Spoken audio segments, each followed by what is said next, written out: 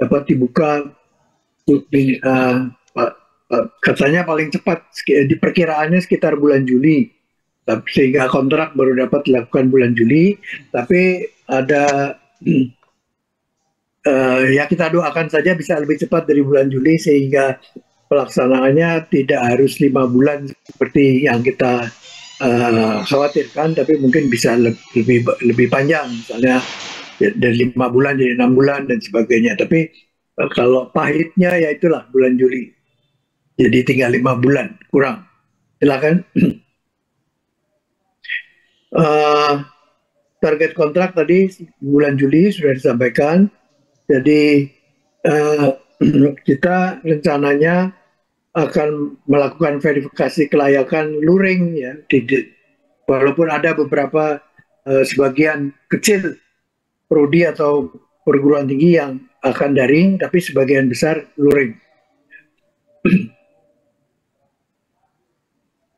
Ya, silakan. Silakan berikutnya. Slide berikutnya.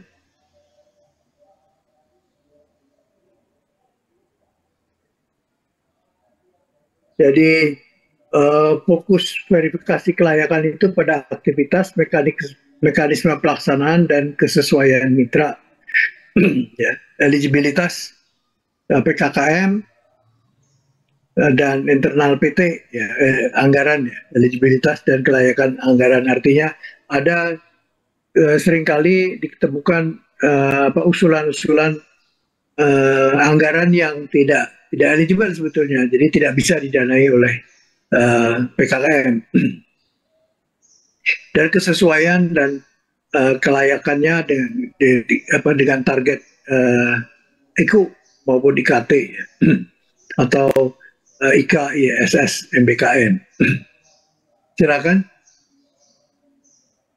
Jadi outputnya kita komentar dan rekomendasi prodi atau ISS MBKM, kemudian berita acara.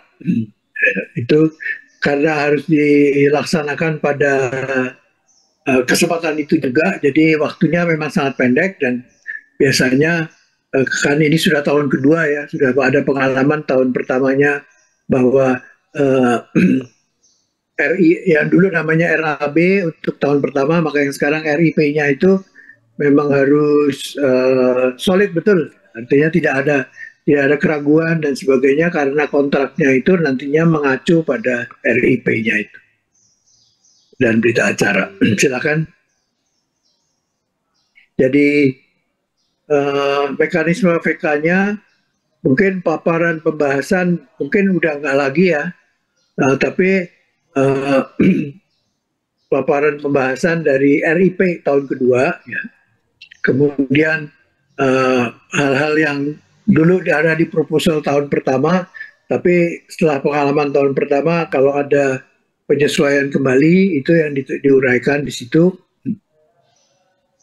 Dan kemudian setelah didiskusikan, kemudian dimasukkan ke dalam sistem dan dituangkan di dalam berita acara. Ya. Reviewernya akan terdiri dari 2 orang dari aspek akademik dan 1 orang dari keuangan.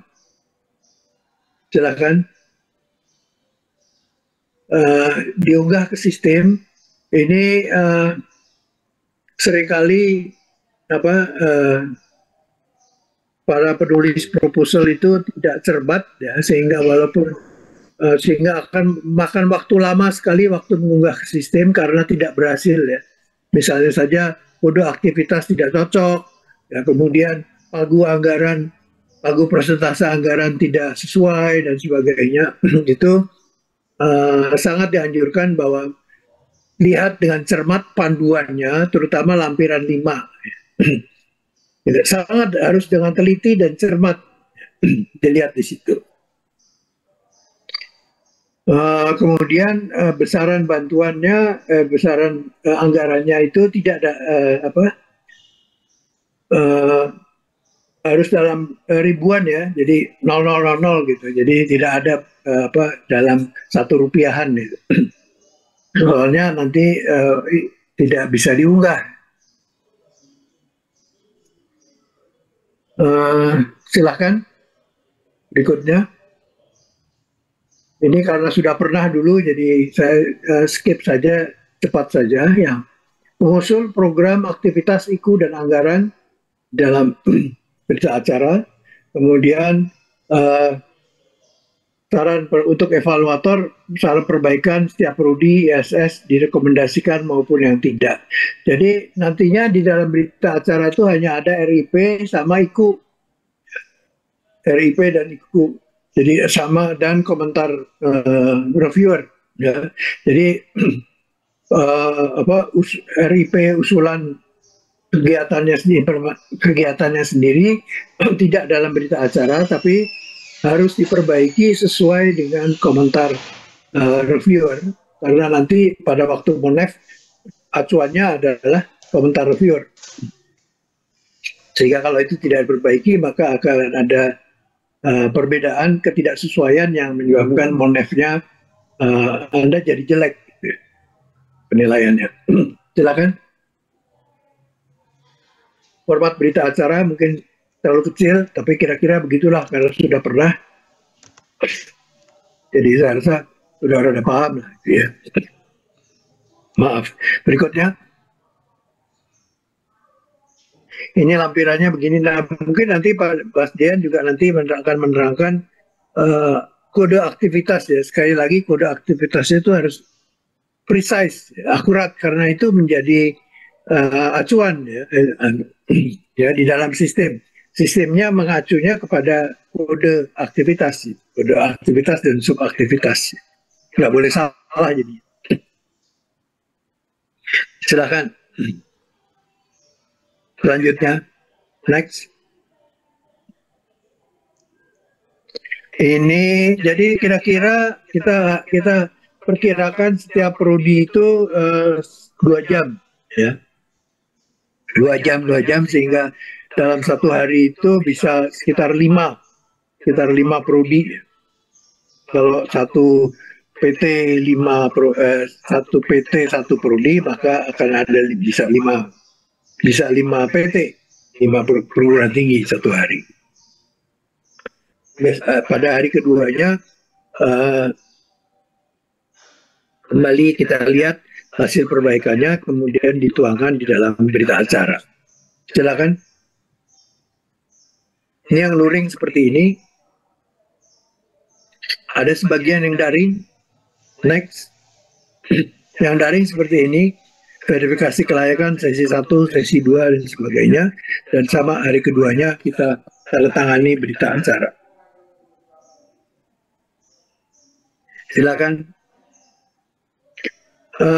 Ini diulangi lagi karena sudah berkali-kali, ini masih juga banyak yang seperti ini ya, bahwa aktivitas harus dirasakan berdasarkan tujuan ya. Misalnya saja karena PKKM itu tujuannya adalah peningkatan kualitas pembelajaran, maka jangan komponen biaya dijadikan tujuan. Jadi karena peningkatan kualitas pembelajaran, sumber daya yang dibutuhkan, misalnya sertifikasi dosen, ada FGD, dan sebagainya. Indikatornya rata IPK. Kemudian tujuan peningkatan relevansi proses pembelajaran, itu sumber dayanya misalnya praktisi mengajar, mahasiswa magang, indikatornya kemudahan memperoleh pekerjaan bagi lulusan. Itu masih banyak ditemui. Aktivitas berdasarkan biaya, misalnya aktivitas judulnya lokal karya dijadikan judul aktivitas, lokal karya atau FGD ya. Kegiatannya pelaksanaan lokal karya, indikatornya laporan pelaksanaan lokal karya. Ini jangan begini lagi lah, ini salah besar ini gitu ya, karena itu FGD atau lokal karya itu sumber daya, bukan kegiatannya seperti di atas adalah peningkatan proses kualitas pembelajaran, sumber dayanya FGD dan sebagainya. Silakan berikutnya. Yang perlu diperhatikan sebelum berita acara ditandatangani adalah pastikan total RAB pasca VK itu tidak harus lebih kecil atau sama dengan dari yang usulan tahun kedua RIP KM. Jadi Kalau sudah diperbaiki, didiskusikan gitu, kemudian jadi lebih besar atau itu nggak boleh, itu nggak akan bisa diunggah di sistem ya. Jadi dia harus paling maksimum sama dari yang diusulkan. Kemudian presentasi per komponen biaya kan sudah ada tuh ya, pagu-pagunya itu tidak boleh dilewati, dilampaui ya. Kalau dilampaui nggak akan bisa diunggah tuh. Ini bikin lama sekali ini ya, proses pengunggahan itu kalau itu terjadi. Kemudian juga IKU dan IKT itu pastikan bahwa sudah di-input sebelum VK ya. Sebelum VK. Sehingga nanti kita pada VK itu prosesnya hanya verifikasi dari IKU dan IKT yang sudah diinputkan saja. Kemudian pastikan aktivitas dan subaktivitas sudah diinput ke dalam sistem sama dengan yang disepakati di RAB final. Jangan jadi nanti Mas Dian yang cerita akan lebih lebih seksama supaya kode aktivitas dan kegiatannya itu harus persis sama dengan RAB final. Kemudian pastikan besaran bantuan dari dan dana perguruan tinggi atau mitra sama dengan yang disepakati RAB. Karena di situ kan di dalam sistem itu ada kolom untuk jumlah dana yang disepakati, yang disetujui, disepakati atau disetujui. Itu harus sama dengan yang di RAB. Silakan naik. Jadi komponen biayanya seperti ini. Jadi file RAB harus sesuai yang diusulkan pada dokumen. Dana pendamping juga harus sesuai persentasenya dengan yang ditentukan. Jadi nggak boleh lebih kecil. Kalau lebih besar boleh, tapi lebih kecil nggak boleh. Dokumen-dokumen pendukung, misalnya KAK dan sebagainya, atau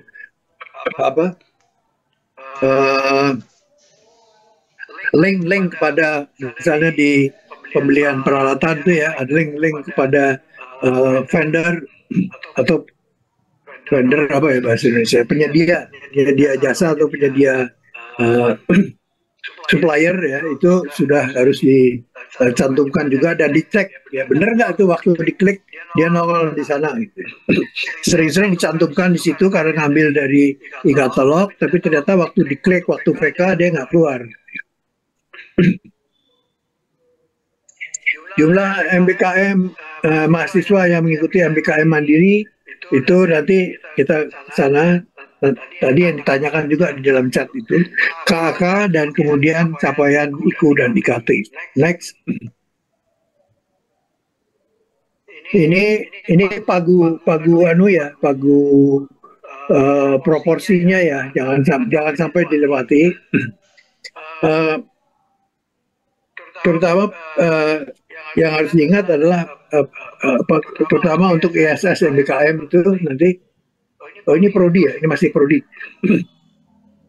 Ini inovasi pembelajaran untuk Liga 1 nggak bisa sama seperti dulu. Dan kemudian ini tadi ditanyakan jumlah mahasiswa yang 1:1. Nanti di slide berikutnya saya rasa ada. Silakan slide berikutnya. Next.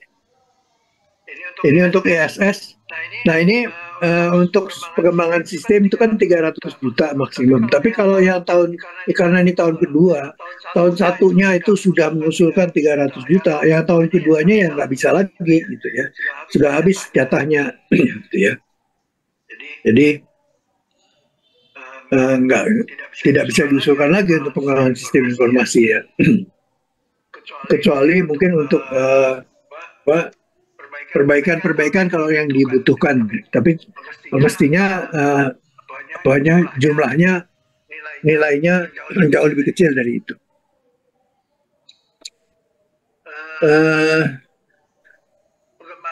Ini bantuan kemitraan, bantuan insentif mahasiswa ini yang banyak kalau tahun kedua untuk ISS MBKM ya. Silakan berikutnya, slide berikutnya. Pagu komponen harus penting sekali mengikuti pagu persentase itu karena kalau tidak diikuti dia nggak bisa diunggah ya. Dan harus diingat bahwa kalau kita ngerubah yang satu pasti akan berpengaruh pada yang satunya, pada komponen yang lain, sehingga nggak bisa dirubah-rubah gitu. Jadi kalau sudah disepakati waktu VK, waktu perbaikan itu jangan kutak-kutik lagi yang lain. Wah nih karena ini turun kita naikin lagi sebelah sana, kacau deh. Bukan bisa nggak selesai-selesai ya. Dan harus dipastikan bahwa totalnya harus lebih kecil atau sama dengan dari yang awalnya diusulkan. Silakan.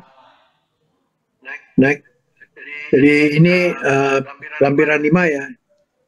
Dulu lampiran 7, sekarang lampiran 5. Silakan. Berikutnya, nah peralatan laboratorium itu ya. Seperti tadi, itu link dari vendornya sudah ada ya, kalau dicantumkan juga di dalam tabel LAB itu sudah harus ada ya. Jadi peralatannya harus merupakan penunjang praktikum mahasiswa atau perangkat lunak kebutuhan pembelajaran kalau prodi ini ya. Dan untuk laboratorium, untuk tidak ada konstruksi bangunan ya. Jadi misalnya bikin lab atau itu nggak bisa. Ya. Tapi ini hanya khusus peralatan saja. Jadi renovasi dan sebagainya nggak bisa. Demikian juga furniture, termasuk bench, ya, itu workbench itu juga nggak bisa. Workbench itu apa ya? Meja praktikum itu juga termasuk di klasifikasi furniture, sehingga tidak bisa diusulkan.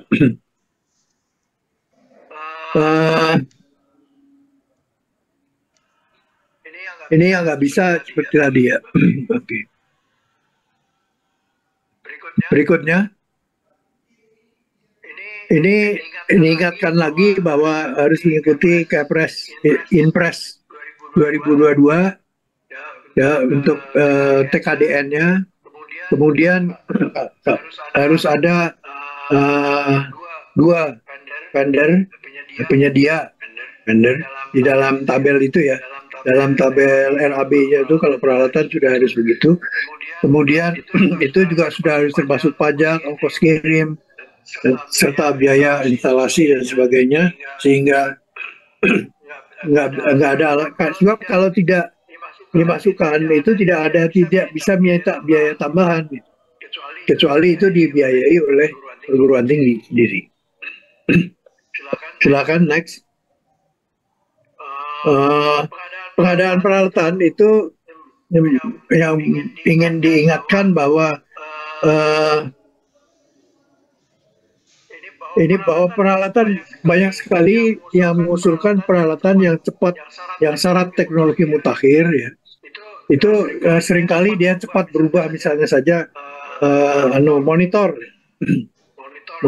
atau TV itu cepat sekali berubah. Jadi pemanfaatannya harus tinggi. Artinya kalau bisa sih dalam setahun dipakainya 100 kali gitu ya. Jadi kalau bayangan kalau ada peralatan minta peralatan harganya 200 juta. Tapi makainya cuma 2 kali setahun.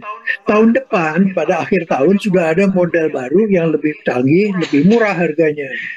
Kan mubazir namanya ya. Sayang sekali uang rakyat, uang pemerintah, uang anggaran ini tidak bisa bermanfaat secara optimal seperti itu. Jadi jangan mengusulkan peralatan yang seperti itu kalau tidak bisa dijamin bahwa pemanfaatannya itu tinggi juga. Kalau boleh minta yang 100 juta, 200 juta, pakainya juga 100 kali setahun atau 10 kali atau berapa kali, sering sekali pakai gitu. Sehingga dia benar-benar tinggi pemanfaatannya, manfaat yang diterima oleh mahasiswa gitu ya. Jadi masih ada dalam pengalaman kita ada kayak gini aktivitas, sekali lagi Aktivitasnya judulnya pengadaan peralatan, subaktivitasnya proses lelang. Indikatornya peralatan sudah terpasang. Ini nggak bisa seperti ini. Sebab kenapa kita kok ngeyel bener ini, kenapa rewel bener, kenapa nggak boleh begini? Sebab kalau begini, maka kalau peralatan sudah terpasang, maka sudah sukses. Gitu ya. Padahal bukan itu yang kita minta. Kita minta adalah aktivitasnya peningkatan relevansi pembelajaran, sumber dayanya peralatan laboratorium. Nanti kalau peralatan sudah datang, sudah terpasang dan sebagainya, dimanfaatkan oleh mahasiswa sehingga si mahasiswa akan lebih mudah memperoleh pekerjaan gitu ya. Jadi tidak cukup sudah terpasang dengan baik, itu nggak cukup. Kita minta dia dimanfaatkan oleh proses pembelajaran sehingga mahasiswa lebih relevan, dia lebih mudah dapat pekerjaan, kira-kira begitu gitu. Jadi kita sangat rewel di dalam aktivitas judul aktivitas tersebut karena kita tidak puas dengan berhenti sampai alatnya sudah terpasang, FGD sudah dilaksanakan, itu kita nggak puas dengan itu, tapi kita minta lebih jauh dari situ. Silakan. Lokakarya, ya lokakarya. Kalau penyelenggaranya bisa di perguruan tinggi sendiri atau di luar kampus atau daring. Biaya maksimum 40 juta, nggak boleh kurang dari, tidak boleh lebih dari itu. Bukan tidak boleh kurang, tidak boleh lebih. Tidak dapat digunakan untuk pelatihan mahasiswa. Bukan untuk pelatihan dosen dan tenaga pendidikan. Karena ini bukan pelatihan, tapi lokakarya. Tepat melaksanakan semaksimal mungkin sih kalau bisa sudah ada di dalam kampus. Kalau nggak ada ya terpaksa harus di luar. Tapi kalau di luar maka harus melibatkan peserta dari luar instansi. Ya, silakan. Next.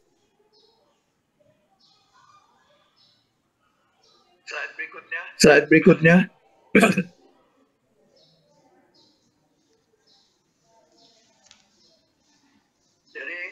Jadi misalnya saja untuk ISS MBKM, penyusunan dokumen dasar hukum, penyusunan dokumen panduan pelaksanaan itu, enggak?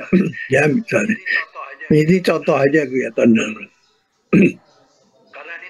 Karena ini tahun kedua, mungkin juga evaluasi pelaksanaan juga bisa ya.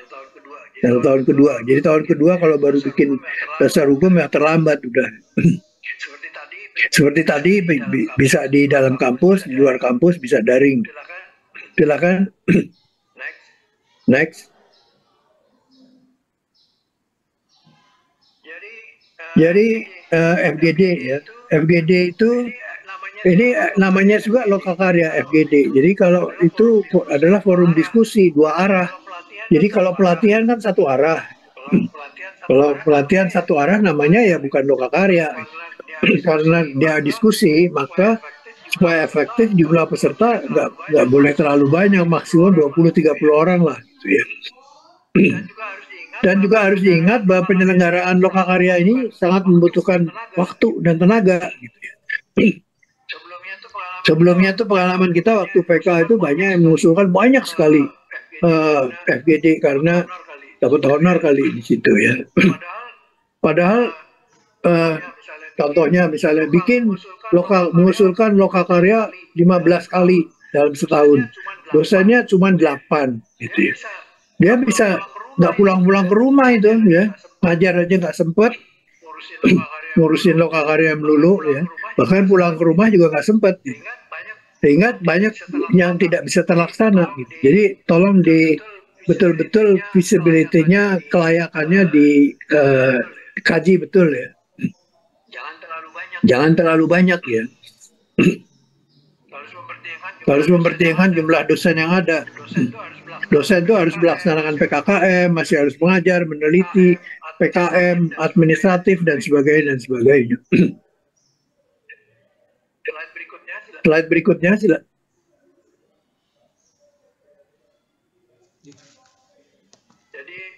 Jadi pengembangan kemitraan itu pengembangan kemitraan ke calon mitra MBKM dalam negeri ya. Maksimal 3 orang dosen. Ya, maksimal. Tapi juga walaupun maksimal 3 orang dosen, kalau dosennya cuma 8 ya jangan terus tiga-tiganya ke 5 kunjungan kemitraan ke 5 tempat ya habis ya dosennya cuma 8 ya. Yang ngajar siapa nanti? Silakan next. Praktisi mengajar. Nah, itu mengundang dosen luar, tenaga pengajar dari luar. Bagi Liga 1 diperbolehkan mendatangkan dosen eksternal atau praktisi mengajar dari luar negeri. Biaya transportasi dapat didanai dari dana PKKM. Akomodasi juga bisa disediakan, ya, dibiayai di sini. Yang nggak boleh adalah outbound, membiayai orang kita yang pergi keluar. Tapi kalau mengundang mereka ke dalam masih boleh inbound. Tapi harus karena biayanya tinggi, harus diamati juga dengan sama supaya proporsinya jangan sampai terlalu besar sehingga memakan porsi anggaran yang lain, komponen lain, kegiatan lain. Silakan. Slide berikutnya, next. Staf pengajar, pengembangan staf pengajar ya, itu bisa in-house, bisa juga dikirim ke tempat lain, provider ya, atau penyelenggaraan training secara daring. In-house itu bisa dosennya dari luar ya, trainernya dari luar bisa juga. Tempat pelaksanaannya bisa di dalam kampus, bisa di luar kampus. Ya karena ada sertifikasi, bisa juga training luar negeri daring, tapi kalau training luar negeri ya hanya untuk Liga 1. Silakan. Next. Ini juga jumlahnya jangan terlalu banyak ya. Dosennya ada 25, maka yang dikirim untuk pengembangan staf pengajar 20 gitu ya. Ya habis yang ngajarin nanti, yang ngajar nggak ada di rumah di kampus. Silakan next. Tadi, batasannya sertifikasi dosen itu harus sesuai dengan kompetensi inti program prodi ya. Jadi jangan program misalnya prodi teknik industri gitu, maka cari sertifikasi menari gitu, atau ya, nggak ada hubungannya dengan kompetensi inti prodi itu gitu ya. Nggak bisa, jadi harus relevan karena dia nanti dengan sertifikasi itu sebagai ahli yang sudah tersertifikasi, dia bisa mengajar mahasiswanya di dalam prodi itu lebih bagus ngajarnya, lebih berkualitas. Maksimum 2 orang per kompetensi dan setiap orang maksimum boleh mengambil 2 kompetensi. Dulu soalnya kalau nggak dibatasi, dulu ada dengan nama yang sama tuh dia lagi keluar di dalam usulan sertifikasi. Dan level kompetensinya kalau KKN itu level 6 dah, karena dia ngajar S1 kan. Kalau level 2 gimana dia dengan sertifikasi itu mau ngajar mahasiswa itu. Silakan next. In-house training tidak dapat membiayai pelatihan mahasiswa ya. Yang dibiayai adalah pelatihan dosennya supaya mereka kemudian mampu menyelenggarakan pelatihan untuk mahasiswa secara mandiri. Secara mandiri itu dalam prodi itu sendiri. Silakan next.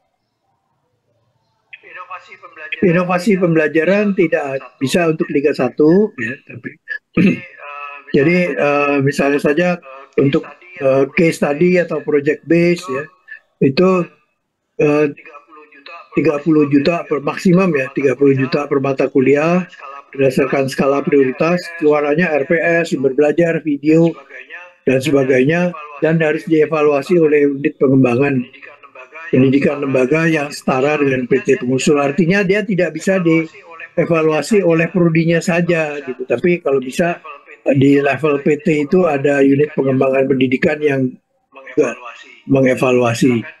Silakan, next. Nah ini inovasi pembelajaran itu kalau bisa bukan kalau bisa ya, kita mempersyaratkan ada KAK-nya. KAK-nya itu adalah panduan untuk dosen pengampu mata kuliah mengajukan proposal. Jadi KAK-nya isinya seperti itu ya. Jadi misalnya tidak ada honorarium untuk dosen ya. Kemudian proyek studi kasus bermitra dengan Dudi dan sebagainya, pembuatan video dan sebagainya, luarannya kayak apa dan sebagainya.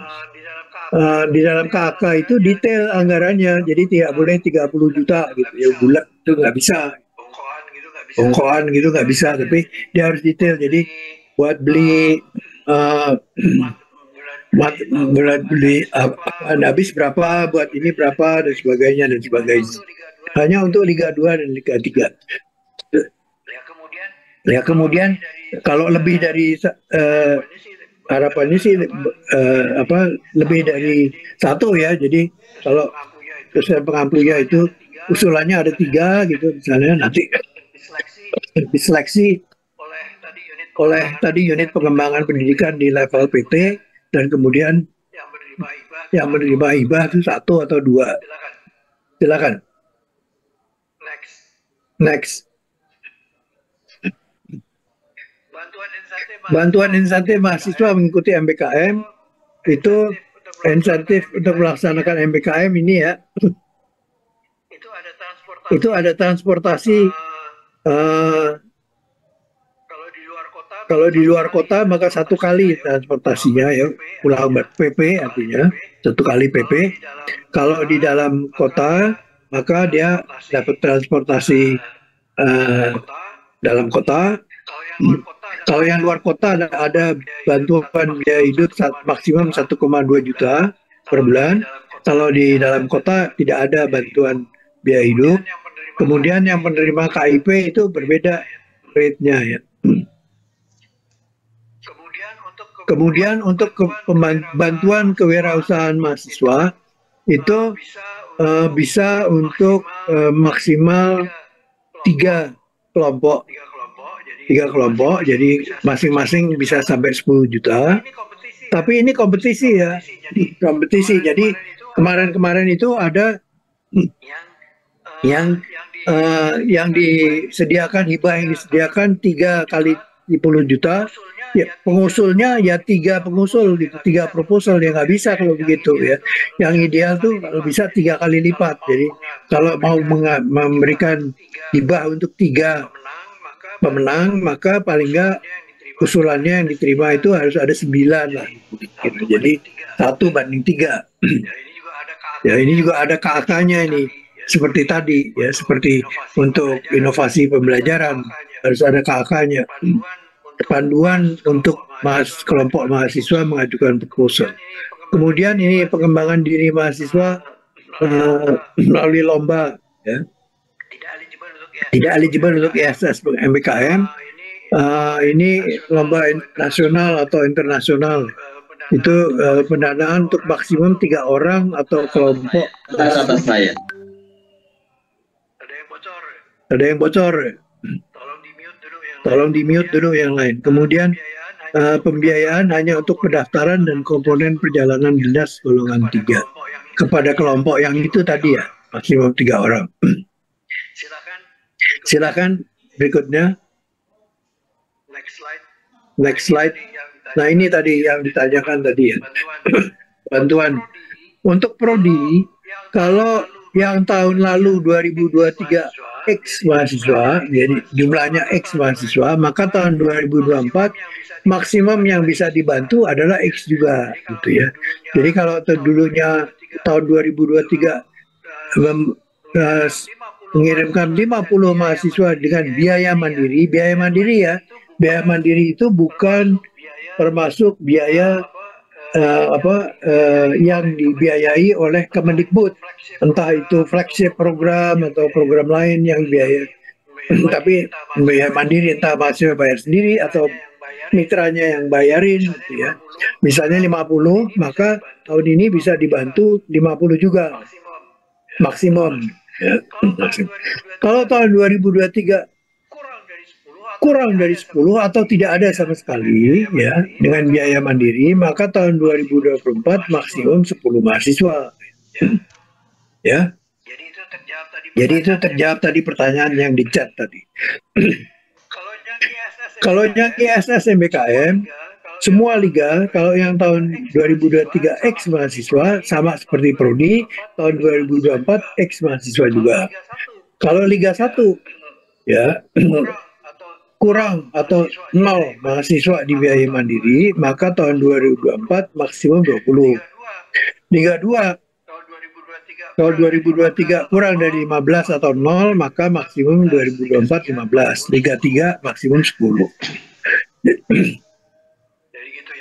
Jadi gitu ya. Jadi mahasiswa yang mengikuti ini ada perubahan dengan Kepmen yang baru bahwa dia yang dulu bisa diakui kalau 20 SKS, maka sekarang 10 SKS sudah bisa diakui sebagai program MBKM. Ya. Tapi jumlahnya tetap 20 SKS, tapi dia bisa potongan potongan 10 SKS. Silakan. Next. Slide berikutnya.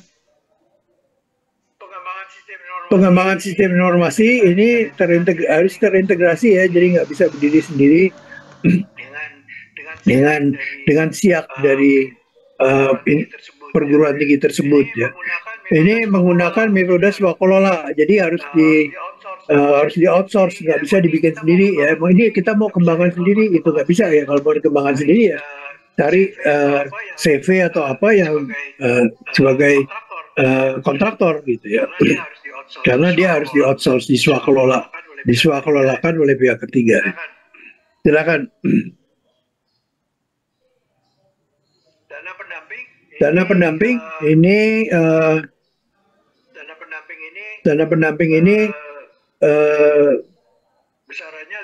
besarannya Liga 1 10%, Liga 2 7,5%, Liga 3 5%. Ya. Kalau PTNBH dan BLU itu sesuai besaran satuan biaya sesuai peraturan rektor, kalau Satker sesuai dengan PMK 49 dan PTS sesuai dengan peraturan Badan Penyelenggara. Ya. Ini dana pendamping ini ada tabelnya sheetnya khusus di dalam Excel itu. Kenapa? Karena kita ingin jaminan bahwa Bapak Ibu pelaksana ini dapat honor gitu ya. Kalau nggak dapat honor nanti nggak terlaksana gitu ya. Itu penting juga buat Bapak Ibu tuh supaya itu karena nanti yang tekan kan rektor atau ketua atau apa gitu ya. Tapi pimpinan perguruan tinggi, pemimpin perguruan tinggi sehingga juga ada jaminan bahwa dana pendamping ini ada karena ada kontraknya. Ya, dia harus memenuhi kontrak. Silakan berikutnya. Next slide. Jadi hal-hal yang tidak dapat dibiayai ini diulang lagi. Studi banding, benchmarking itu nggak boleh ya. Perjalanan ke luar negeri tadi sudah dibilang nggak boleh. Pelatihan mahasiswa juga nggak boleh. Sosialisasi yang dibungkus dengan nama FGD atau lokakarya dan sebagainya nggak bisa. Bahan habis diusulkan dalam komponen peralatan lab itu nggak bisa juga. Kemudian di dalam FGD itu saya mengingatkan panduk, ATK segala macam itu tidak bisa dibiayai oleh PKKM lagi. Kegiatan yang terkait dengan akreditasi internasional nggak bisa, kegiatan penelitian juga tidak bisa, pembiayaan lainnya tidak sejalan dengan komponen pembiayaan pada lampiran 5. Sebetulnya kalau ini semua ada di dalam lampiran 5, maka saya sekali lagi mengingatkan tolong dibaca dengan seksama lampiran 5 dari panduan. Kalau itu hanya dibaca dan diikuti, pasti tidak akan sulit buat Anda mengunggah itu setelah waktu proses VK. Next slide, please.